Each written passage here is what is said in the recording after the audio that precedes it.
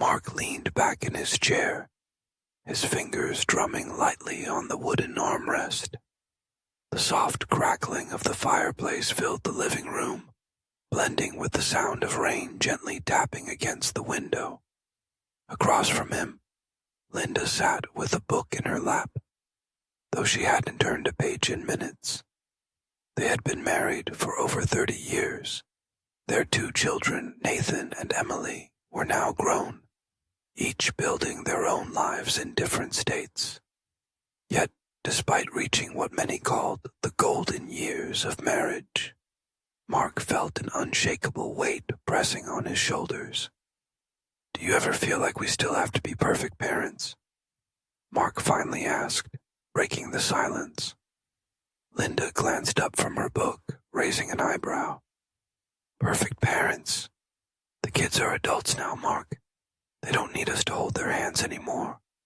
Mark exhaled, running a hand through his graying hair. "It's not about holding their hands. It's about, I don't know, being the kind of people they can still look up to." Linda closed her book and set it aside. "What's this about?" she asked, her voice soft but knowing. Mark hesitated. It had been on his mind for months, maybe even years. Ever since turning 50, he had noticed how closely Nathan and Emily still observed him, not in the way children do, but as adults looking for guidance. He saw it in their conversations, in their calls when they needed advice, in the way they checked in on their parents' marriage, as if it set some invisible standard for their own relationships. "I guess I just feel like we're still under a microscope," Mark admitted. "They've watched us their whole lives, and now they're shaping their own marriages and families based on what they saw in us. What if we didn't do it right? What if they remember all the fights? What if they struggle in their own marriages because of our mistakes?" Linda studied him for a moment before sighing and shaking her head with a small smile. "Mark, do you really think they remember us as perfect?" Mark chuckled, albeit humorlessly. "No, but I don't want them to carry our mistakes into their own lives." Linda reached over and placed her hand on his. "Mark, we never promised them perfection. We promised them love, honesty, and effort. We argued, yes, but we always made up. We disagreed, but we found compromises. And most importantly, we showed them that marriage isn't about perfection. It's about commitment." Mark looked into Linda's eyes, a warmth settling in his chest. It was true. Their marriage had been far from flawless, but it had been real. There were late-night arguments, slammed doors, and weeks when life felt mundane. But there were also quiet moments of laughter, unwavering support through hardships, and the kind of love that deepened with time. "I guess I just don't want them to feel pressure to be perfect either," Mark admitted. Linda nodded. "Then let's show them that even at 50, even after 30 years of marriage, we're still learning, still growing, and still choosing each other every day. That's the best lesson we can give them." Mark squeezed her hand, feeling lighter than he had in months. The weight of being a role model wasn't about pretending to have it all figured out. It was about showing their children that love and resilience mattered more than perfection. As the fire crackled and the rain continued its soft melody outside, Mark and Linda sat together, knowing they weren't just teaching their children how to love. They were still teaching each other too. As Mark and Linda reflect on their marriage, they also grapple with the physical and emotional changes of aging. They discuss how their roles as a couple have shifted over time, from young lovers to parents, and now to life partners navigating an empty nest. With retirement looming, Mark worries about whether they have saved enough and how their financial stability impacts their children's perception of adulthood.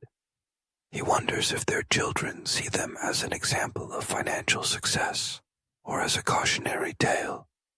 Without the constant presence of their children, Mark and Linda have had to redefine their relationship. They recall how their early years were filled with adventure and passion, but acknowledge how marriage has evolved into companionship, mutual respect, and deep emotional connection. Mark expresses his fear of growing old and becoming a burden to their children.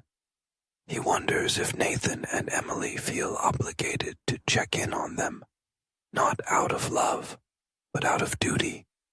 Linda reassures him that their children's care is genuine and that strong family bonds are built on love, not obligation.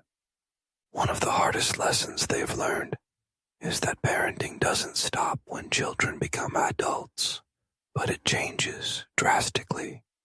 Mark struggles with not interfering in their children's decisions, especially when he sees them making mistakes.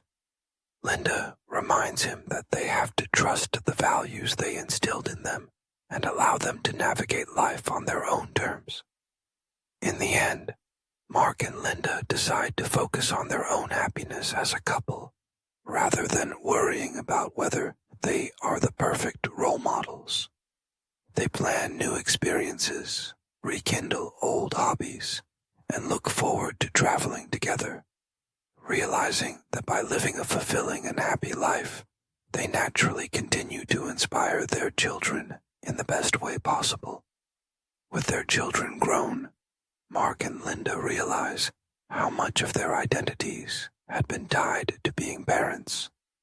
Now, they have to rediscover who they are as individuals, what they love, what excites them, and what dreams they might have put on hold for years. As they reflect on their past decisions, career choices, parenting styles, personal sacrifices, Mark and Linda wrestle with feelings of regret.